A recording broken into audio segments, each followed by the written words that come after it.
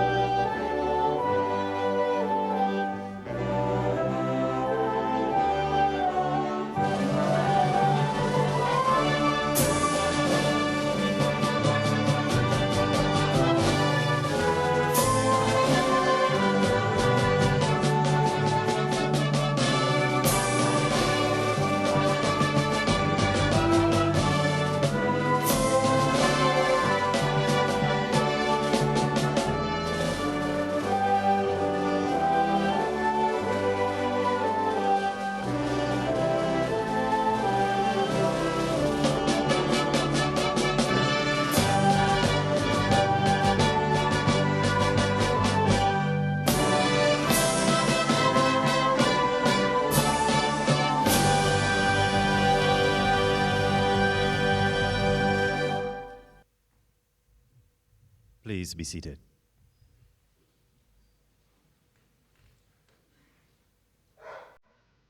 Exercise Tradewinds 2024.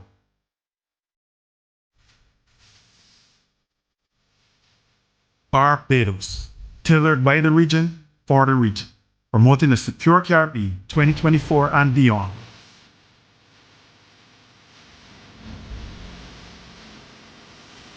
This is who we are.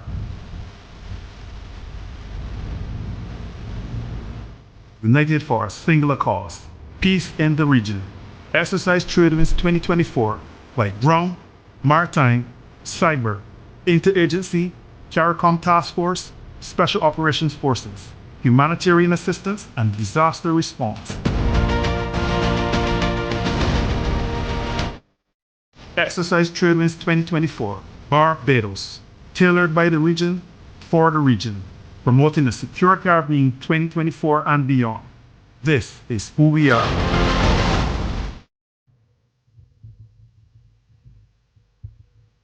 The Honourable Amor Mottley, Prime Minister of Barbados.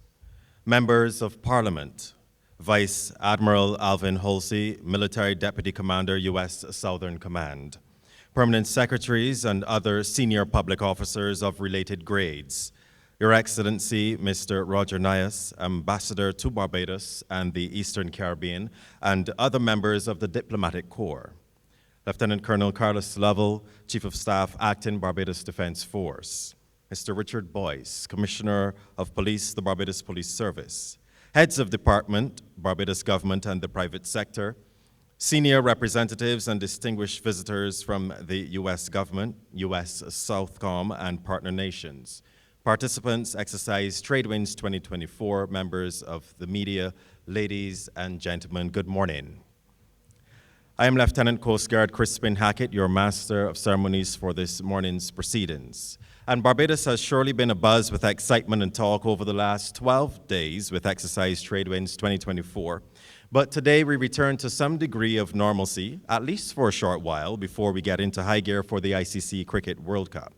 Like with any mission, we gave blessings at the beginning, and equally important, we shall give blessings at the end for its safe execution. And so I would like to invite Captain Reverend Sandiford for the invocation.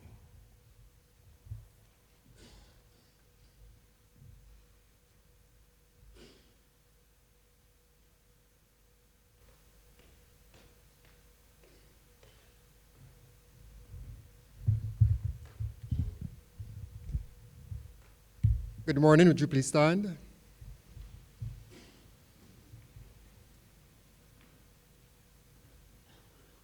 Let us pray.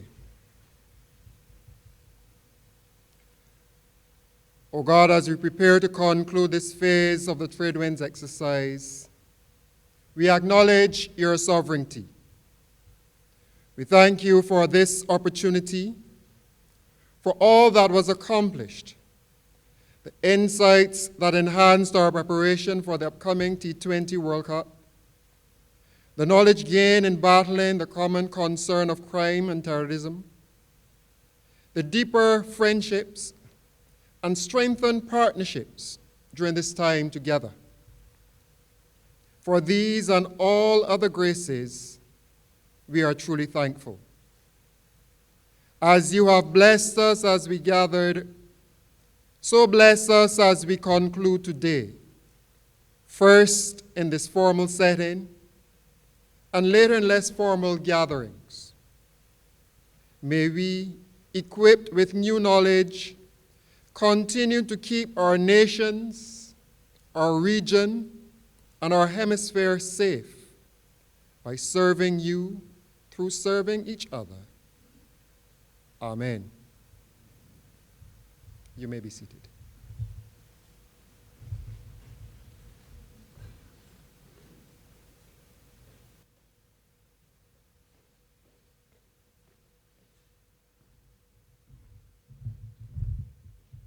Thank you, Captain Reverend Sandiford. And you know, I was a bit worried earlier when I heard all the barking. I thought Tradewinds had gone to the dogs. But nevertheless, I would like to invite our exercise co-director, Commander Mark Peterson, for the official welcome.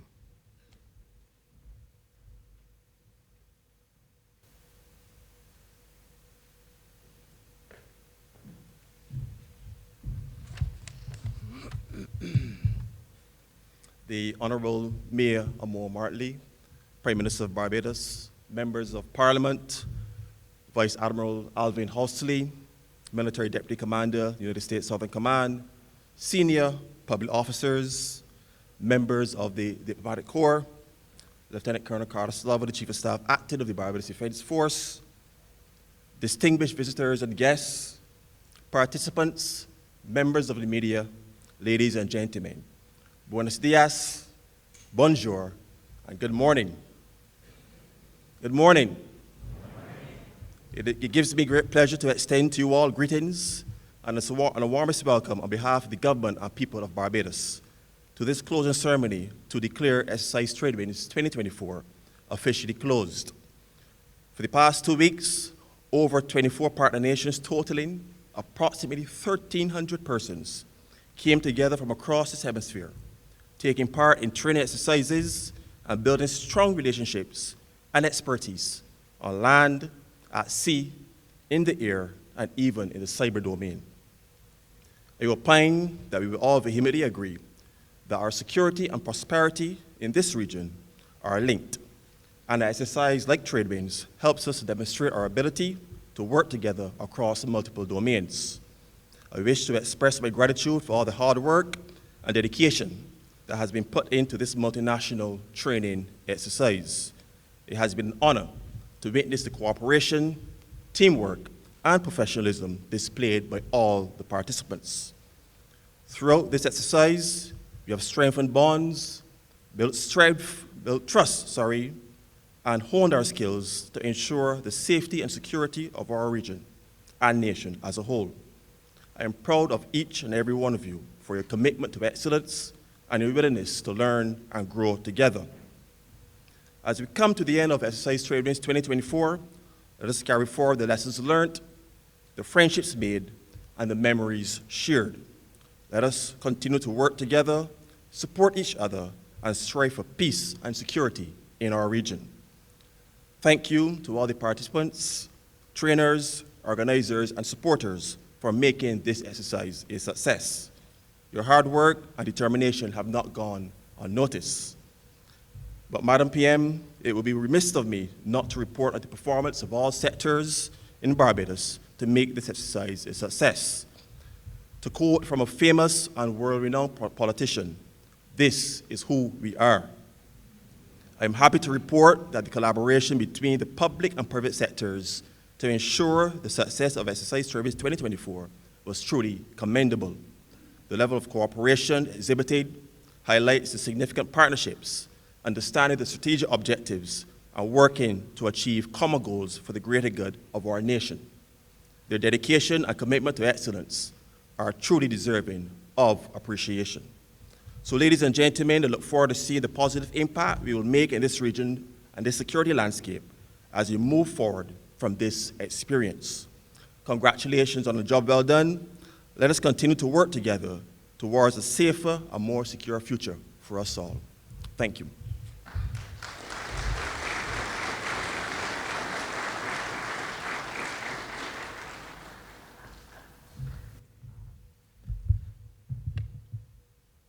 Thank you, Commander Peterson. At this time, I'd like to invite Vice Admiral Alvin Halsey, Deputy Commander, United States Southern Command, to deliver a few remarks.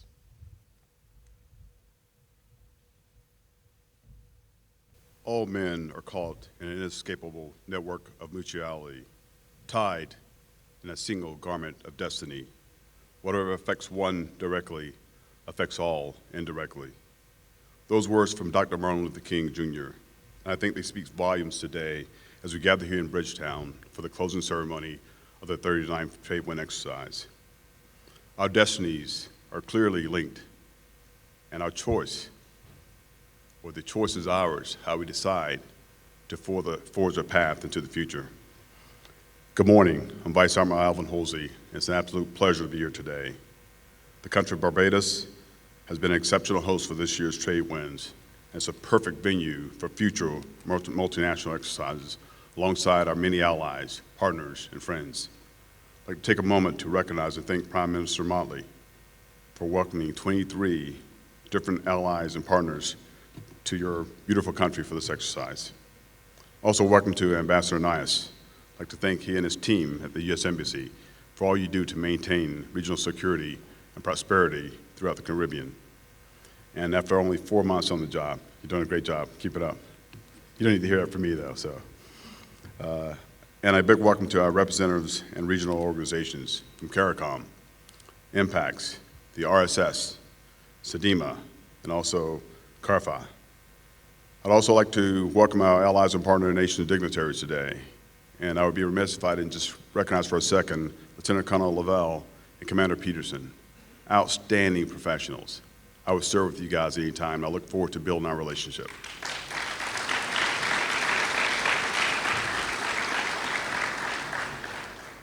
So thank you all for your presence and for your continued cooperation and shared commitment to global stability, peace, and prosperity. Together, our LJR forces remain ready and postured to respond to today's dynamic security challenges. The security threats we see today in this region are pervasive. Transnational criminal organizations, aligned state actors, cybercrime, natural disasters, and environmental degradation fuel instability affecting us all. These challenges are not solely confined to the Caribbean or Western Hemisphere. Their scale and complexity are at the global proportions. Threats of this magnitude requires unified preparation and planning among allies, partners, to ensure we continuously connect across all domains: air, land, cyber, and sea. Our security and prosperity are closely linked through both geography and mutual interests. The multinational partnerships forged and strengthened through all domain exercises such as Tradewinds enhance our ability to confront global security threats and deter malign state actors. This year during Tradewinds, as you heard earlier, approximately 1,300 personnel came together during the exercise in 3 separate phases to demonstrate strategic importance of partnerships. Together, we can deploy any time, any place of our choosing. And our collective commitment and investment in cooperation and collaboration and interoperability matters. The past 2 weeks have been an excellent opportunity for us as like-minded partners to drill down to get the job done. Through the command posts, staff, and field exercises, the Tradewinds Combined Task Force oversaw ground, maritime, and air assets as they conducted joint multinational battalion-level operations. And I can share with you just yesterday, as I sat in the command post and listened to the briefs, I was amazed at the dedication, the engagement, truly remarkable. These operations focus on building interdiction, security, and interagency cooperation capacity will prove essential to prepare for and mitigate rapidly respond to crises. The activities also reinforce the concept of respect for human rights as a key value that defines democratic nations. As allies and partners, we must continue to share our common commitment to respect for human rights, which underpins the stability and security in the region across the globe. I'd like to recognize Barbados' commitment to human rights as they became a signatory yesterday to the Human Rights Initiative. So again, congratulations.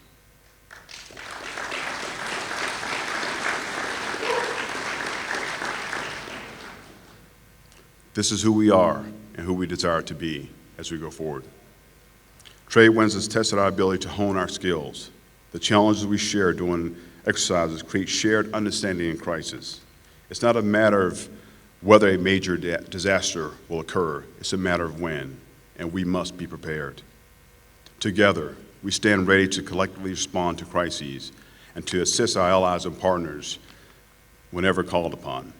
Our continued efforts across all domains are essential to ensuring the successful accomplishment of seamless operations that safeguard security and prosperity, freedom for all.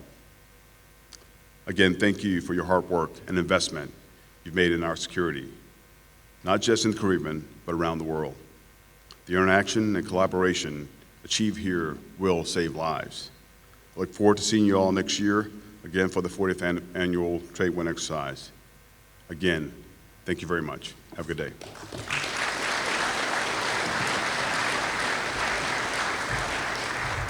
Thank you, Vice Admiral Halsey. As we continue gently along, I would like to invite Lieutenant Colonel Carlos Lovell, Chief of Staff Acting of the Barbados Defense Force, to deliver a few remarks. Sir?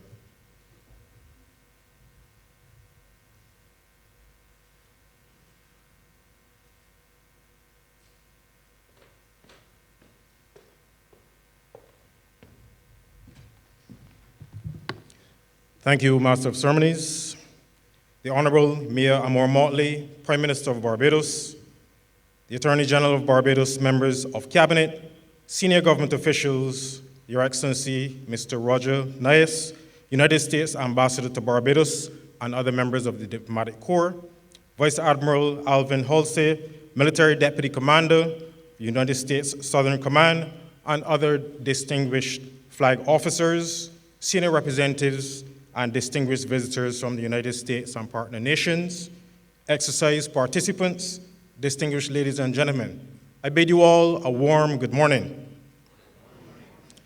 As Exercise Tradewinds 2024 draws to a close, I am indeed honored to deliver these closing remarks on behalf of the Chief of Staff and the members of the Barbados Defense Force.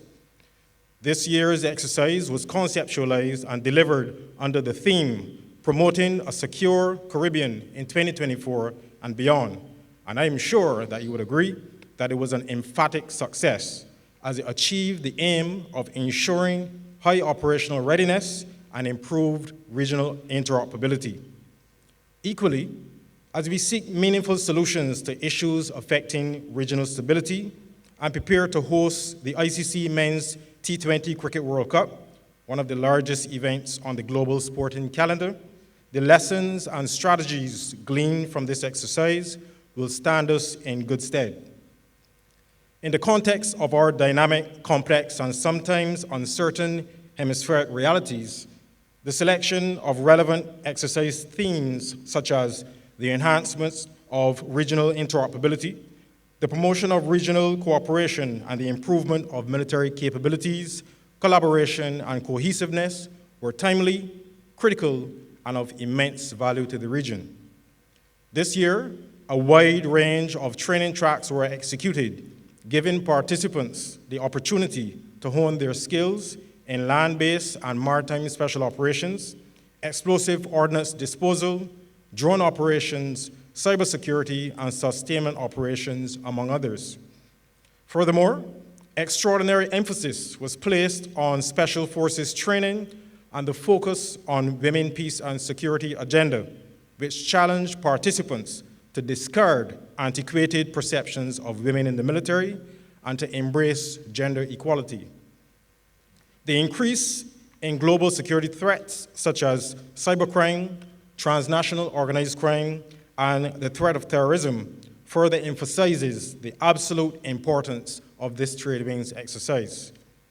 This opportunity to enhance our regional response capabilities, strengthen our networks, and improve our interoperability is critical to ensuring our readiness to combat any man-made threats to our treasured way of life, or to mitigate the impact occasioned by climate change.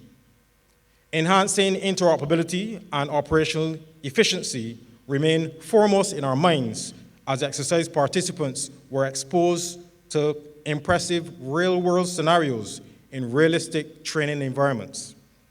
My friends, I am proud to say that the level and scale of training brought to bear during this Tradewinds has never before been experienced in the Eastern Caribbean and has provided participants with the tools needed to face whatever lies ahead. As Admiral Kurt Tidd once said, it takes a network to defeat a network. And without fear of contradiction, I say to you that our regional networks are stronger now than ever before.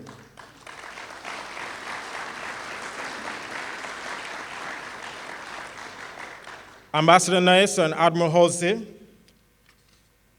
on behalf, as we close the curtains on this year's exercise, it would be remiss of me not to express sincere gratitude to key stakeholders who contributed to Exercise Tradewinds' success. Firstly, I wish to express sincere appreciation to our Prime Minister for graciously accepting the invitation to host this important exercise. Ma'am, your staunch and visionary advocacy for regional integration and collective security, and that of your cabinet, has been the driving force behind this valuable multinational exercise. For your inspirational leadership and your support of the military, I say a heartfelt thank you.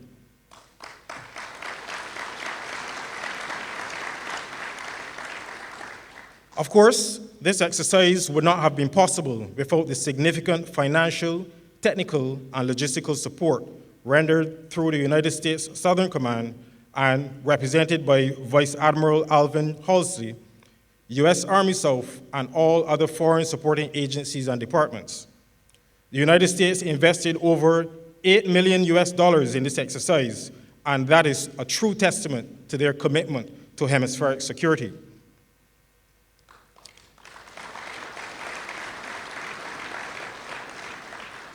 Ambassador Nias and Admiral Halsey, on behalf of a grateful region, please accept our collective thanks and appreciation. My expressions of appreciation to the Regional Chiefs of Defense are no less warm and genuine. Your support to this exercise and your participation in the Visitors Program was exemplary. Thank you for your service and for the participation of your respective services. It was deeply appreciated. Last but by no means least, how could I end my remarks by not thanking the people of Barbados? The Barbadian people have embraced Tradewinds exercise this year like none other before.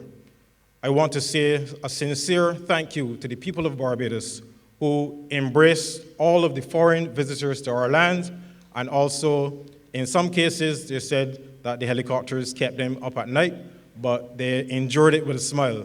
And I want to say a heartfelt thank you to all Barbadians who made all of our foreign troops and our visitors feel welcome. Thank you very much, Barbados.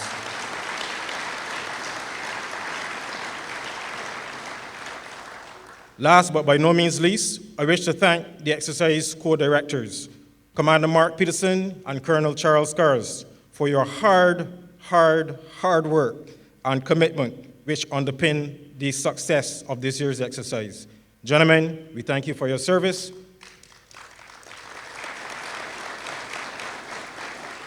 And we remind you that the reward for good work is more work.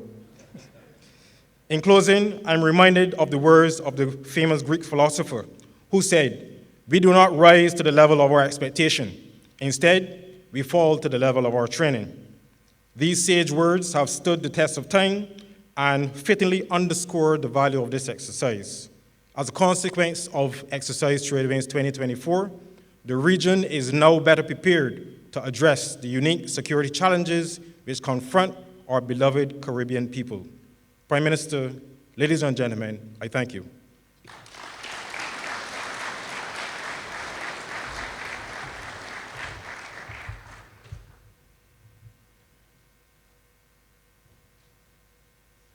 Thank you, Lieutenant Colonel Lovell. Ladies and gentlemen, I now invite Mr. Roger Nias, United States Ambassador to Barbados, to the podium for a few remarks.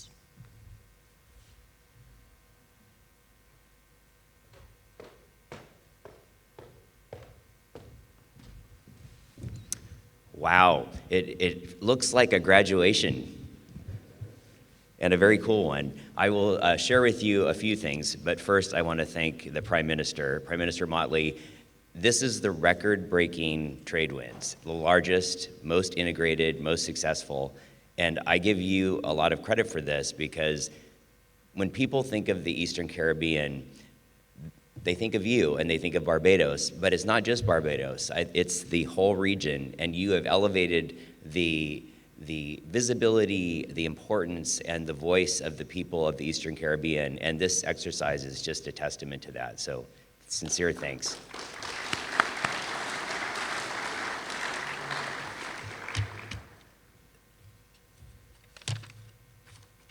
So I grew up in a Coast Guard town on the coast of Washington State, small Coast Guard station with one of the roughest bars on the West Coast.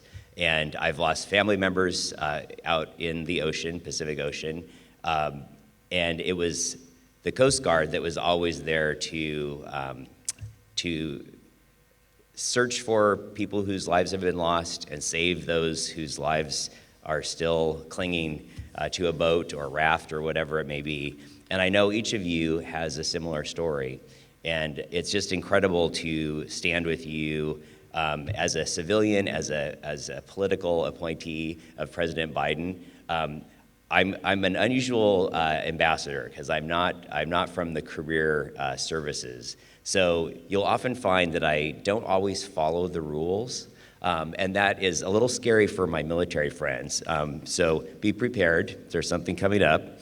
But I just want to say thank you truly to Barbados, to all the nations. I participated in this exercise. A number of you saw me. I was not just showing up and shaking hands. I was actually engaged. I got to fly a Black Hawk. I got to shoot at the range. I was much better than people thought I would be. And I think I was deputized. I'm not sure. I'm still waiting for my badge, but they may not let me have one at the embassy. But and the most exciting one was at Kensington Oval. I did a active shooter training exercise where I was extracted from Kensington Oval, and this just happened yesterday, and it was incredible. It was a multi-nation force, and it was training for everybody, and we had some of the best trainers in the world that are participating in that exercise. But I will just say that I have been so impressed with the people. I met the dog that was barking, the canine, and the team from Mexico. I met teams from Colombia, Guatemala, Dominican Republic, all of our lovely friends and allies. But it was really heartening to see the cooperation in our hemisphere. So I want to recognize 4 individuals, and I'd ask you to come up. So Commander Mark Peterson, the Barbados Defense Force Exercise Co-Lead, please join me. I have Colonel Chip Carrolls, please join me.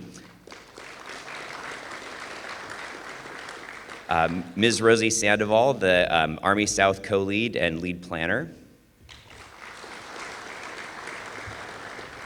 And Major Angela Valsine of the U.S. Southern Command. And what's very exciting, a number of my friends here know I'm a member of the Chinook Indian Nation, which is a Native American tribe in the United States. I don't look Native American. I've got the blonde hair. My dad was Norwegian, but my mom very much Native American. And so I actually ordered custom challenge coins that have my Native American tribe on one half and the Eastern Caribbean and Barbados on the other. So I'm going to share a challenge coin with each of our co-leads and each of our leaders that made this possible. So please join me.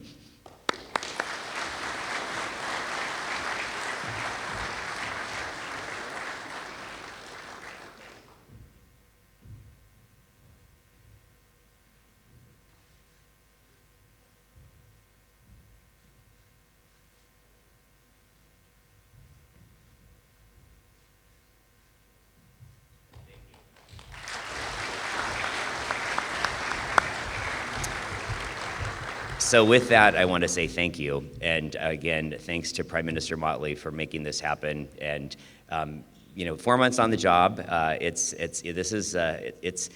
a lot. I think people think we're on vacation here, and we know we're not. This is real work, and all of you make it look easy for us civilians, but we know how difficult it is, and we know the sacrifices you make. And I just want to say, on behalf of President Biden, thank you very much.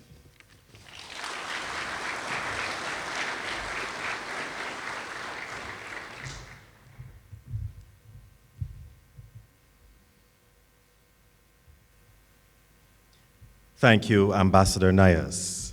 And as I stand here, I can't help but think of the strong relations from a historic perspective that the USA has had with Barbados. Immediately, I could think of 3 off the top of my head.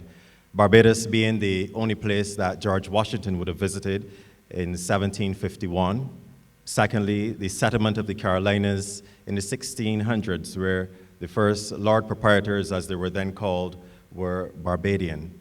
And also, thirdly, where the Declaration of Independence for the USA, where an article from within was taken from the Treaty of Ostens in 1651, exactly 100 years prior to George Washington's visit. Having said that, we are still here with strong relations and strong ties in 2024. Ladies and gentlemen, I now make way for a few remarks from our Prime Minister of Barbados, the Honorable Mia Amor Mottley.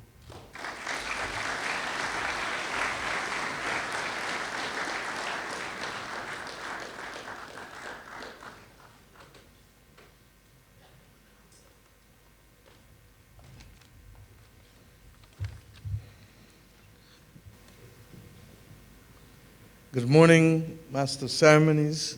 Good morning, distinguished delegates, all members of, not delegates, members of the armed forces. But in particular, I'd like to single out our guests, Vice Admiral Halsey, the commanders of all of the visiting forces, and in particular this morning, the members of the Barbados Defense Force,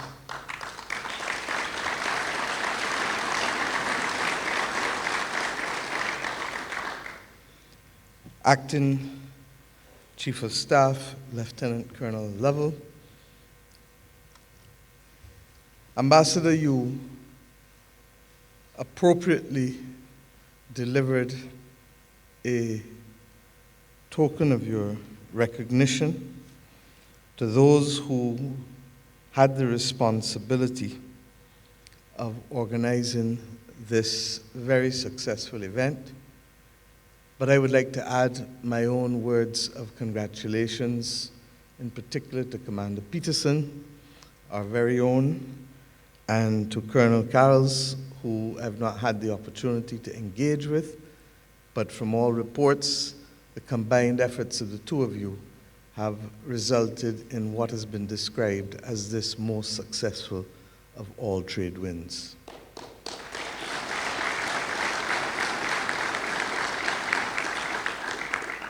It is true to say that one might think that it was fortuitous that this event should take place literally on the eve of our great challenge that we will face as we host the world over the course of the next 6 weeks with respect to the hosting of the third largest global sporting event.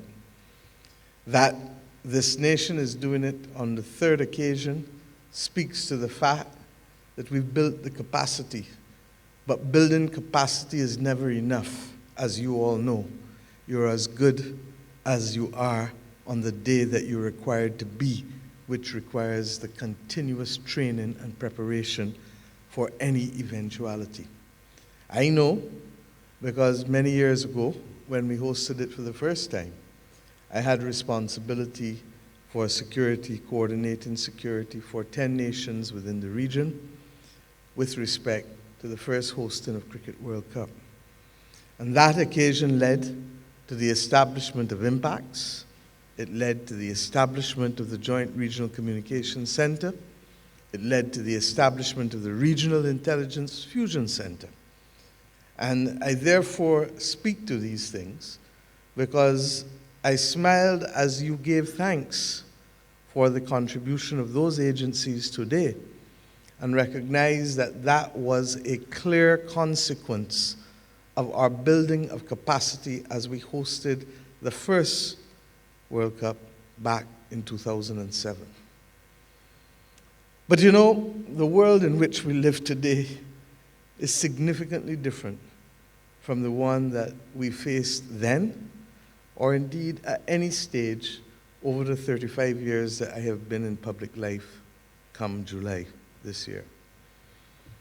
And it strikes me that we don't need to look any further than the last few weeks. We don't need to look any further than the daring kidnapping of a prisoner yesterday in France. We don't need to look any further than the regrettable shooting, the attempt to assassinate the Prime Minister of Slovakia yesterday. We don't need to look any further to the fact that your services are perhaps still this zone of peace in the Caribbean, and I'll come to that in a minute, needed more in the area of humanitarian and disaster relief efforts. And long may that be the only challenge that we have to face in this region as opposed to other types of conflict. But in the context of that, we only need to look at what has happened in Porto Alegre, in Brazil. We only need to look at what has happened in our own Caribbean region in Haiti with the landslides, coming on top of a very difficult civil situation that the country is encountering. In Africa or in the United States, where you experience the second largest number of tornadoes in the month of April ever in the history of your records. The world is significantly different. But equally, history teaches us that the world does face challenges like this. And the resilience of man and woman is such that we have overcome those. The question always is, at what cost? At what cost? And your preparations here in this Tradewinds exercise is but one of the mechanisms that we use to ensure that we can limit the extent to which we see loss of life and damage, which then impacts equally on the capacity of nations to function and the stability with which they face the future. It is therefore necessary for us to ensure that these exercises are as integral to this region, particularly given the fact that we are not accustomed in any way of having our officers in theaters of armed conflict on a regular basis. So much so that the mighty Gabby recorded his song Boots back in the early 1980s, and it resonated with Barbadians and Caribbean people, because when then Prime Minister Tom Adams established the Barbados Defense Force in 1979 with his government, people said, "What are you spending money on that for? We got things out here to do." Imagine if we were establishing it today. Imagine what the conversation would be. And I remind us of these things because it is important for us to remain focused on the key aspects of national development. And if I would be so bold as to make one amendment to what your tagline for 2024 is, we're not only trying to promote a secure Caribbean, we're trying to promote a secure and resilient Caribbean. And that word resilient has been part of our DNA for centuries, because without it, people like me wouldn't be standing here. And many of you won't be in this room. And with all due respect, Vice Admiral, neither you. The reality is that we have always been resilient. But what we are trying to do now is to ensure that that resilience is for broader things that we may not necessarily have been accustomed to. The notion of the level of natural disasters that we are seeing here was not part of our normal upbringing. Indeed, we can truly attest that we are living in the season of superlatives, the hottest, the coldest, the worst. But whatever the challenges, be it public health, be it disaster, be it armed conflict, be it instability at the domestic level in terms of crime. And I say so, conscious that regrettably, this region in which we live, while we have managed to stay out of armed conflict at the national level, is beginning to see some scars emerge from the extraordinarily high level of homicide per capita in the Caribbean. A gun is a tool that kills. It doesn't walk, and even with AI, it doesn't yet talk. And it therefore comes back down to the basic integrity of the individuals in a society to determine how to treat with respect the weapons. I want to commend this Tradewinds exercise because I saw on the weekend, you open up to the people of this nation. And I saw families come and bring their children. We will not be able to obliterate guns from the earth because, regrettably, it is here. But like with everything else we do with our children, and I look at you, Reverend Hugh, with everything else that we do, it is to teach them to respect tools of power. We will not be able to remove this from our children. But the question is, how do they engage with it? And what is the respect that they attach to it? I actually believe that the presence of this exercise has elevated the extent to which ordinary people can understand that these tools can be tools for good or tools for bad. The confluence of you acting not only with the physical equipment and instruments of war and rescue, but also the pervasive technology that now envelops every aspect of our lives, is indicative that that too is also a tool that can be used for good or for bad. And therefore the question is, how do we ensure that the majority of people in our countries use it for good, such that our efforts can always be gazed outwards and not necessarily inwards? This is important, especially for the Caribbean at this juncture, given that harsh reality of that high per capita rate of homicides in our region. Young men and women, in my view, ought to be exposed in the context of cadets,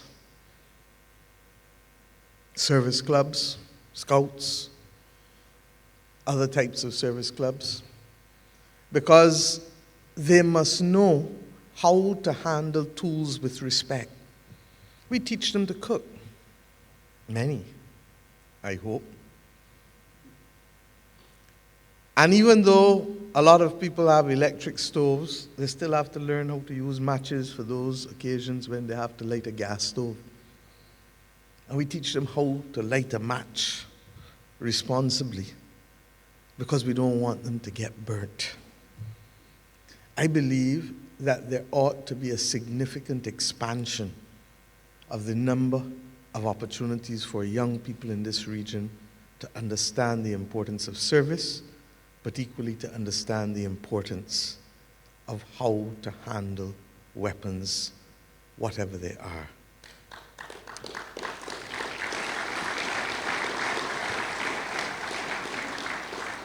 And to this end, the Barbados Defense Force has been supported in continuing to expand its cadet program and its Sea Cadet program.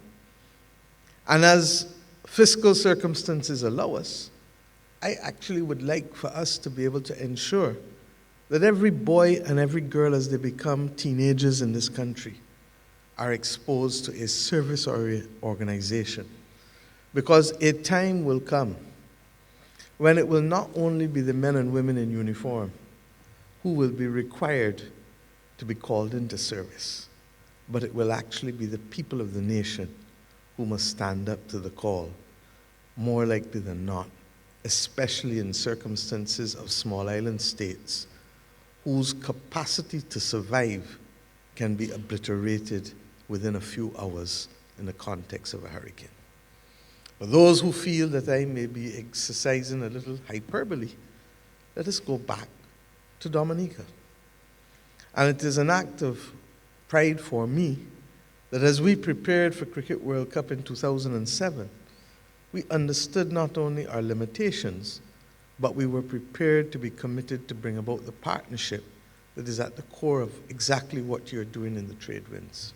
In this very same building on the other end is where we agreed to develop the treaty that now allows any of our nations to call upon any of each other outside of the RSS, with which we are already familiar in Barbados, but from Jamaica and the Bahamas right back down to Guyana in the south and across to the east. And that treaty said, should there be man-made or natural-made disasters, we should be able to call on each other. This exercise of the last 2 weeks is the evidence of what calling on each other looks like, what it feels like. And your ability to be able to come together and show and prepare for circumstances that we pray will never happen, but nevertheless must be ready for the possibility of its occurrence. But your ability to do that gives us as leaders the confidence that we are in a position to protect as many lives as possible. My earlier comments as it relates to our young people tries to tie what you are doing at the very highest level with instilling in our young people that sense of responsibility and that sense of commitment to ensuring that if ever there was a need, they would be there, but more importantly, that in understanding how to respect the tools of trade of the military, which regrettably find themselves in the wrong places, that they will be in a position to know that it is not something to be trifled with lightly. Young people are exposed to all of the risk of life. And if we don't treat them, teach them and treat them in a way that allows them to treat to them with the respect that it requires, I fear that we will not be facing external threats, but the domestic instability that it will lead to will give us greater pause than any regional conflict. I want to comment on one matter at a different level. A year ago, had this exercise been held, there would have been no risk or concern about Guyana and Venezuela. A year ago, had this exercise been held, there would have been no immediate apparent risk and concern about our other member state, Haiti. It just shows you what can happen in the blink of an eye. We stand on the precipice of great and grave danger if it is not handled appropriately. I do not think that I need to repeat the commitment of CARICOM's leaders to the Caribbean remaining a zone of peace. That is our absolute and utter commitment. But remaining a zone of peace requires much more than just saying it. It requires our actions to reflect it. It requires being responsible with our words, such that circumstances do not get out of hand and go beyond our control. It requires equally a recognition that people will understand that this will not result in good for anyone. We will therefore continue to work as hard as we must to avert those risks becoming realities. In February and March this year, the heads of government of the Caribbean community met literally 4 or 5 times a week for almost a month to ensure that our efforts were very clear at being able to root what is needed in Haiti to ensure the transition back to normal governance for the benefit of the people of Haiti who continue to be exposed simply to too much instability. And if you want to contextualize it, more people lost their lives in Haiti in the month of January than lost their lives in Ukraine. That should cause everyone to pause. Similarly, the Treaty of Argyll achieved with great, great, great difficulty must be maintained at all costs. The temptation of domestic ratcheting up, for want of a better phrase, in the hope of electoral victories, ought not to destabilize a region that values it being a zone of peace. I say no more at this stage, but simply say that with a world that is torn in Africa with conflict, torn in Europe with conflict, torn in the Middle East with conflict, we in the Americas have a solemn obligation to work beyond the call of duty to ensure that we remain a zone of peace.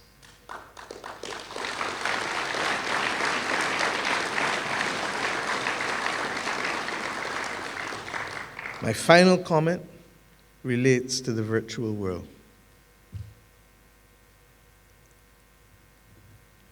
The potential to destroy societies and to destabilize societies is becoming greater and greater as a result of the tools of technology that are available to us. Like guns, as I said, it requires education and responsibility. This government has before the Parliament a cybercrime bill that is not intended to make people villains or criminals because we want to see a repeat of Batman and Superman and all of these movies that portray villains and heroes. The reality is that these tools are powerful and will get more and more powerful. And the reality is, as we are learning from the United States of America right back down to Haiti, democracy is fragile. And democracy is not a statue that will remain forever. It requires nurturing, it requires support, it requires daily attendance. And to that extent, therefore, we must recognize the threats when we see them. If every person in our society were to use the tools available to them that the technology gives in the defense of their individual rights and beliefs, at the same time, it would be the definition of anarchy. And we all learn that our first responsibility to a state is what? Or to a society is what? To avoid anarchy. It is to that extent that to whom much is given, much is expected. And that is why we have the balance in our democracies that allow us to be able to recognize the rights of people, but always, always constrained by the responsibilities to each other to allow for the quiet peace enjoyment and the pursuit of life in a natural way. This technology can be a threat if we do not handle it properly. In our case, as a small island developing state with a defense force, we have come to understand that the defense force for us is critical to the stability of our democracy. We could not have gotten through COVID-19 without the Barbados Defense Force.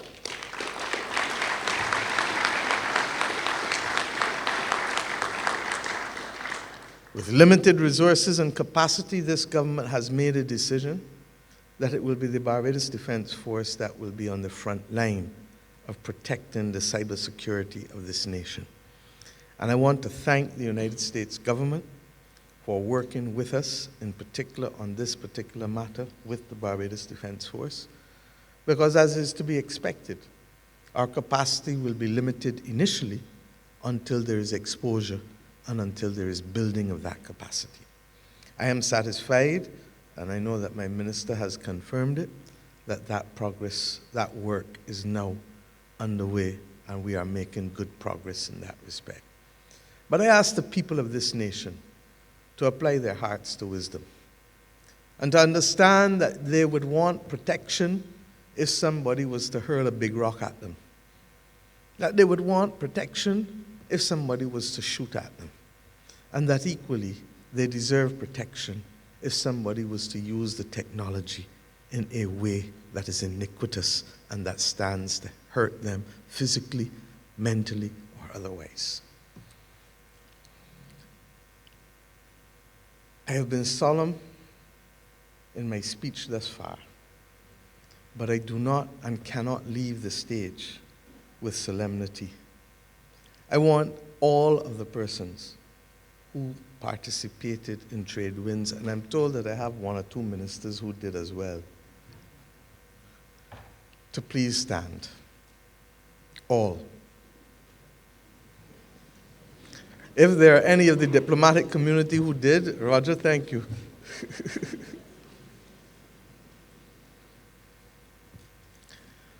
On behalf of the region of the Caribbean community, on behalf of this country, I want to salute you for your service. I want to salute you for your willingness to be able to give of yourself. For those who have never served in high office, let me remind you that if you ever did, you would appreciate each and every person who is standing. Because to put your life at risk when there is no other life that you have is the highest form of service known to mankind. Well, don't say that. I want, therefore, for us to leave here, because I'm told that these things will be given out when I'm not here. And I want to associate myself and crash that party now.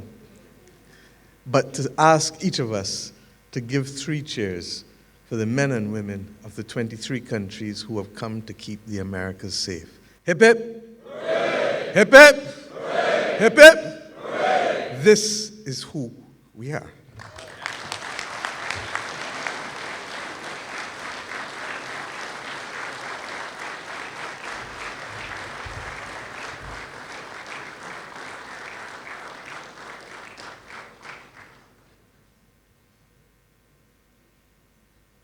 Thank you, Prime Minister Mottley.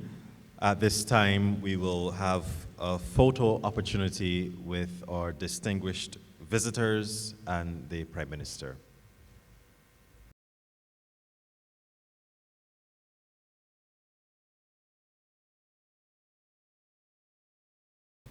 Ladies and gentlemen, please stand for the departure of the Prime Minister.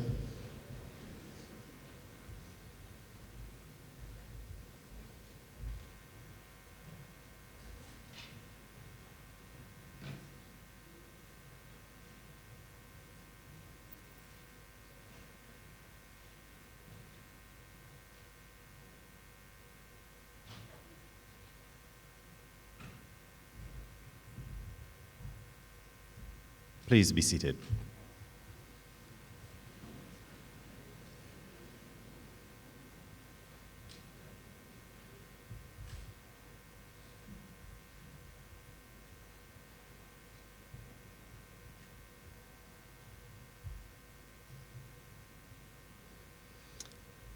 Ladies and gentlemen, as we continue with our program this morning, 23 countries, over 1,000 participants, and let's take the time to acknowledge those member states.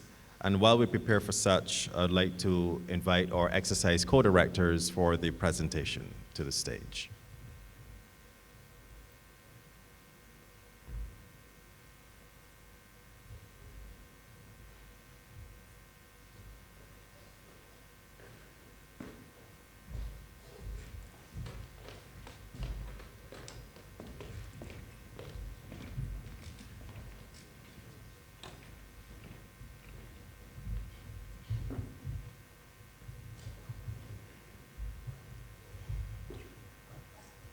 representatives from the following countries: Antigua and Barbuda.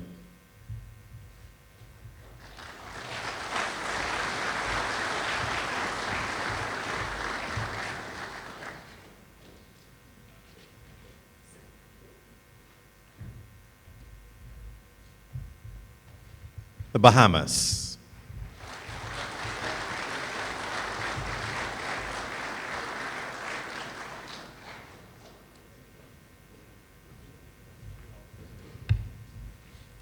Belize.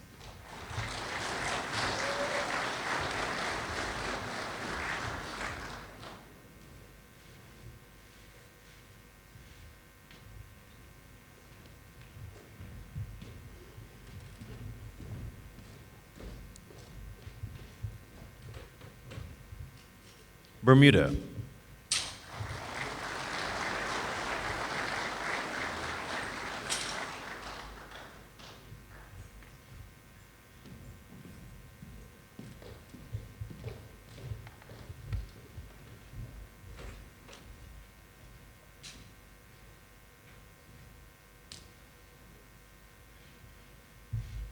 Canada.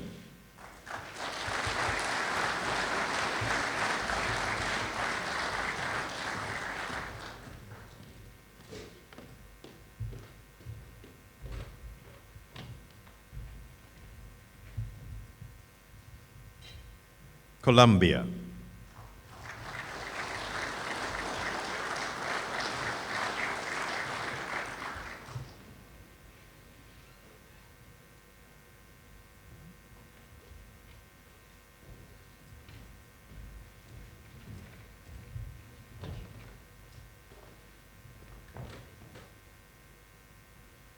The Commonwealth of Dominica.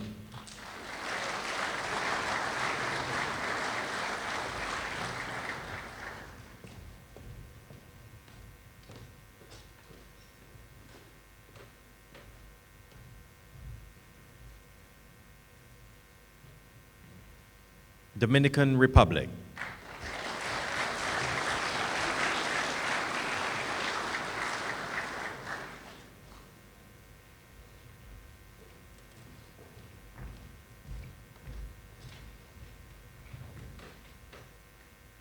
The French Republic.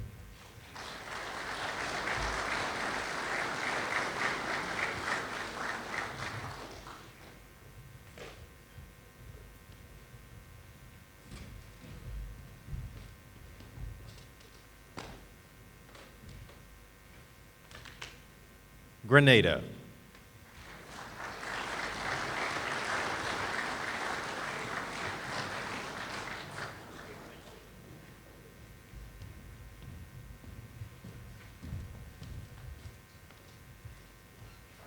The Cooperative Republic of Guyana.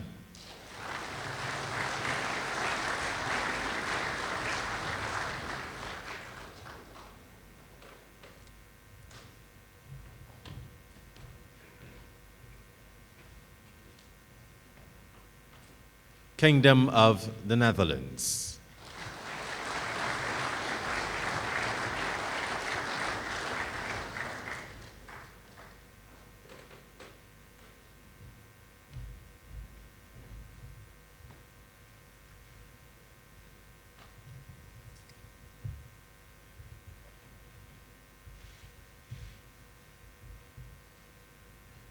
Jamaica.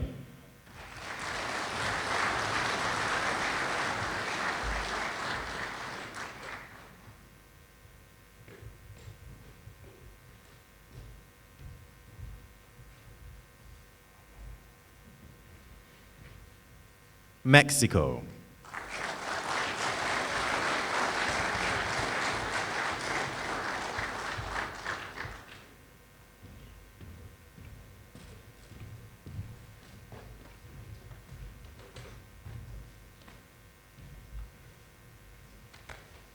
Saint Lucia.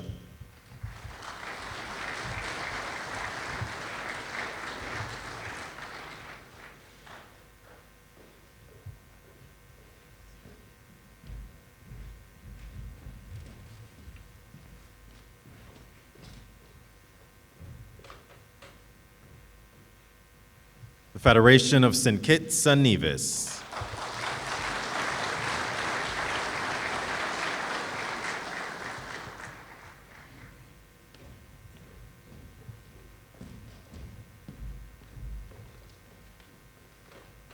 St. Vincent and the Grenadines,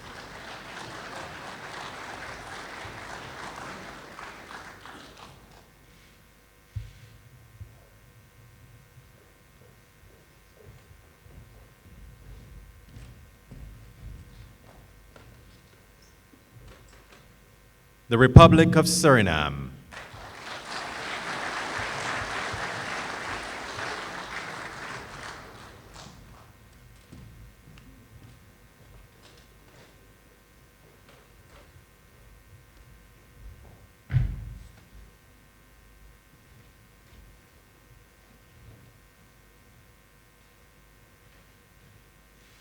the Republic of Trinidad and Tobago,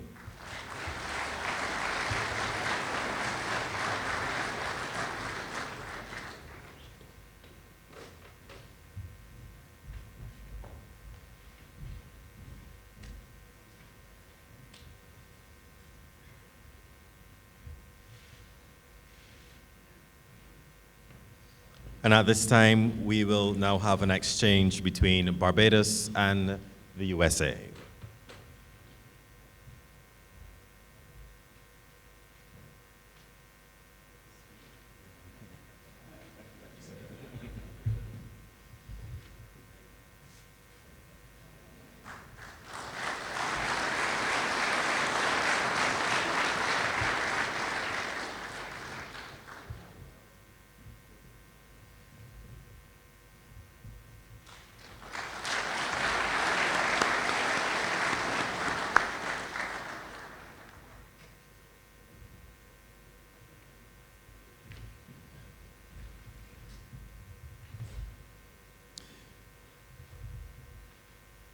We will now segue into the presentation of gifts for our local partner agencies. Banks Bureaus.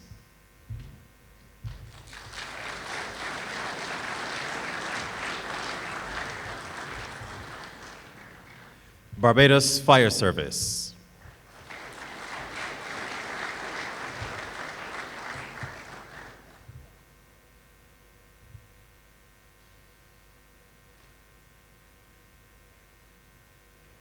The Barbados Government Information Service.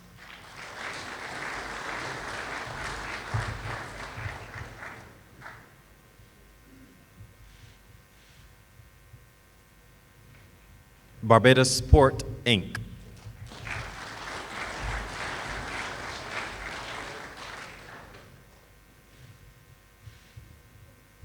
Barbados Tourism Marketing, Inc.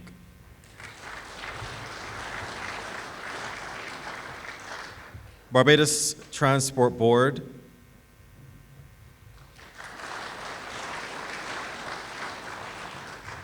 Civil Aviation.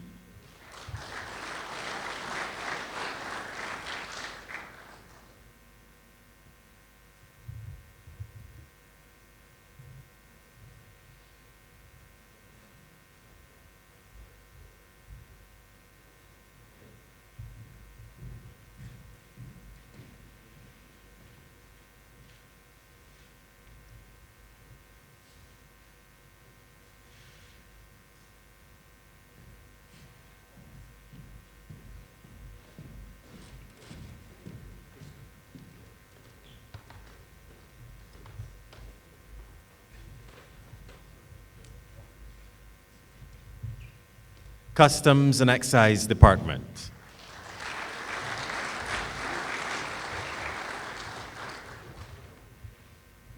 Department of Emergency Management.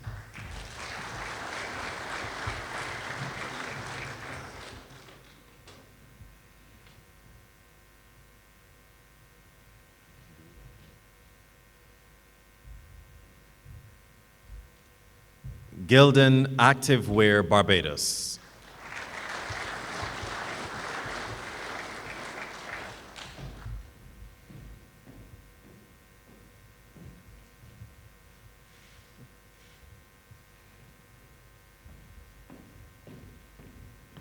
Grantley Adams International Airport, Inc.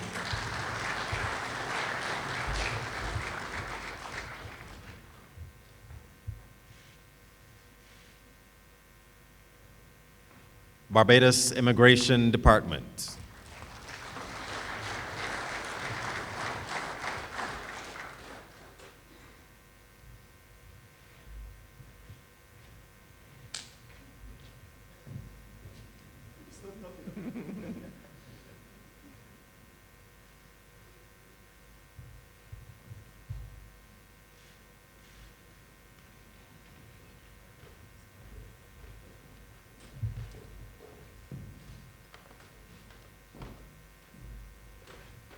Ministry of Foreign Affairs and Foreign Trade.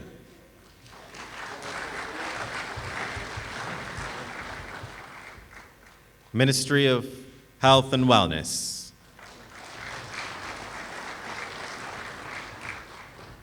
Ministry of Transport Works and Water Resources. MV Freewinds. MV Rhapsody of the Seas. Regional Security System.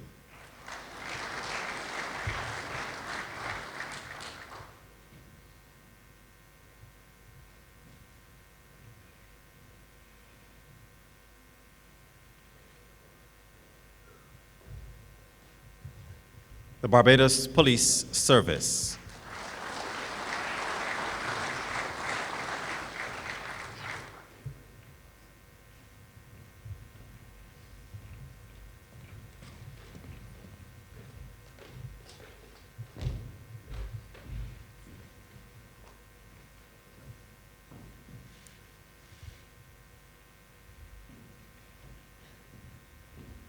Thank you, Commander Peterson.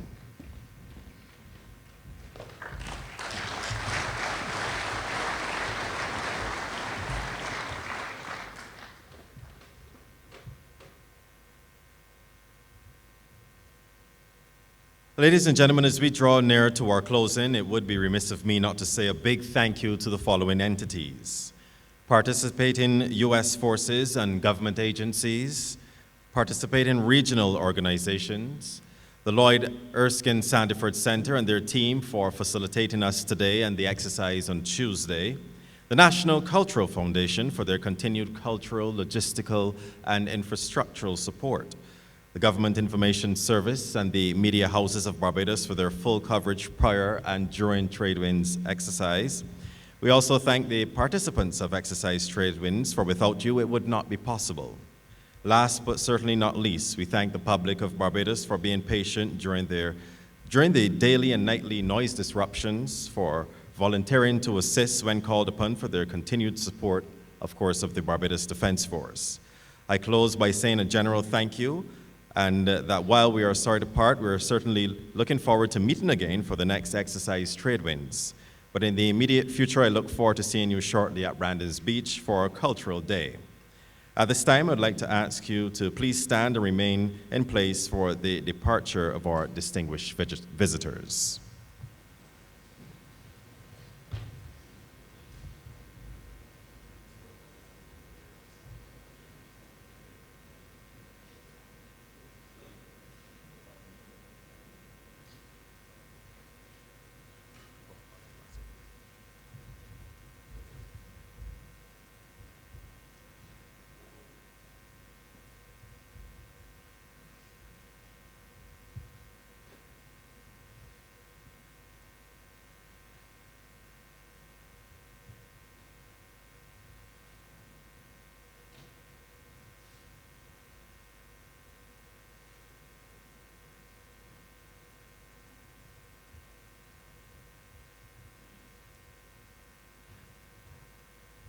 Please be seated.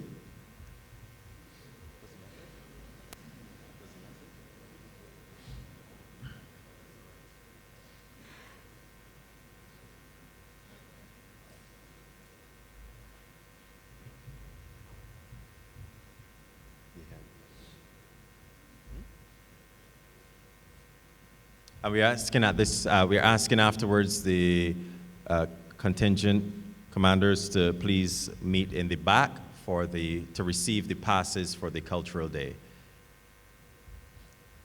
And they will be meeting Color Sergeant Stout. Having said that, I am Lieutenant Coast Guard Crispin Hackett, and it was indeed a pleasure to be here with you this morning. We wish you an enjoyable day, and we look forward to seeing you soon. Ladies and gentlemen, good morning.